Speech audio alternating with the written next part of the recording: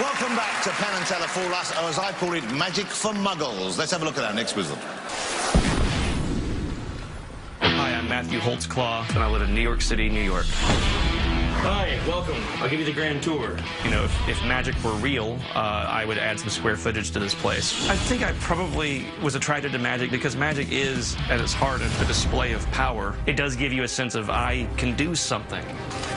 I've always been attracted to the macabre and horror, and I like the irony of watching something violent and knowing that the people are totally safe. I think it's the same thing as magic. It's this beautiful irony inside your head of knowing what you're seeing is not real, and yet it appears to be so. My favorite magicians growing up, the first magicians I saw on TV were Penn and Teller. I thought that's what magic was, this personality and this attitude. The idea that I'm on the show with Penn and Teller, the 12-year-old me is screaming, but the 36-year-old me is screaming too, just quietly, but like a little girl with a flower basket and a bonnet.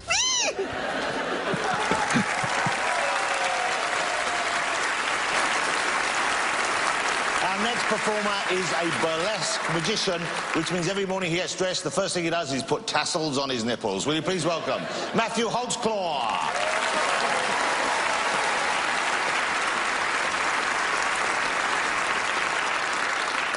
Wow, they said the stage would be huge, and it is. And they said the audience would be massive, and you are. So, of course, the trick that I brought involves the tiniest little white thread. Excellent planning on my part. I'm actually going to do two tricks tonight. The first trick is extremely elegant and beautiful, one of the most beautiful in the history of magic. It may evoke images of life, death, resurrection. And the second trick is devoid of all poetry. It's entirely vile and hateful and offensive to most cultures on the planet. We'll do the pretty one first. You know, this trick is incredibly difficult for me to do. Not technically, it's just there's something incredibly pretentious about a grown man solemnly tearing up a piece of thread in front of a bunch of strangers. As a bit of performance art, wearing a suit made of meat, howling atonally about my inner and outer body shapes. I think what's most difficult about this trick is that everyone knows the ending.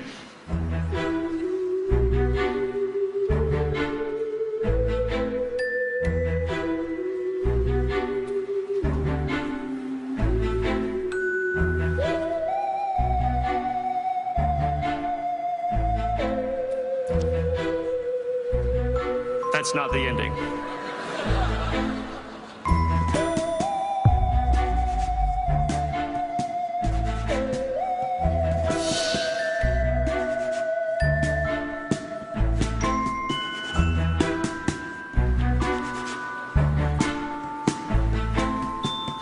Thank you. Souvenir. I'll sign that later. Somehow or another. So listen, I can do the gross trick, or I can give you a choice. I can do another pretty one. Do you guys want to see a pretty one, or you want to see a gross one? It's pretty unanimous. All right. You asked for it. This uses thread too. Just this much, though. And this little bit of thread is going to magically wind its way through my delicate, sensitive sinuses. You're welcome. It goes in the mouth first.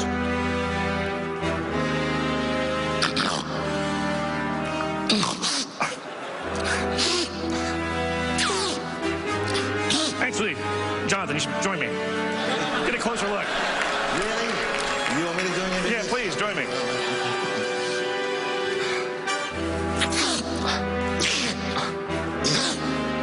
Anyone want to change their vote at this point? Yeah, let's go pretty. You go pretty? I think this is pretty.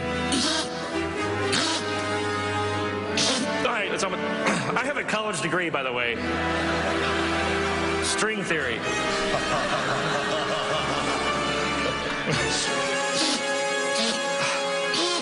All right, I got it.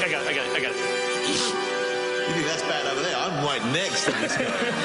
All right, it's there.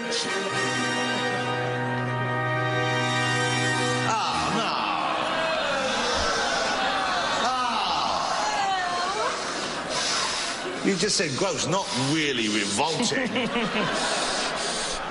That's right. That's horrible. Inevitably, I'll have to say, don't try this at home, but you'd have to be stupid, wouldn't you?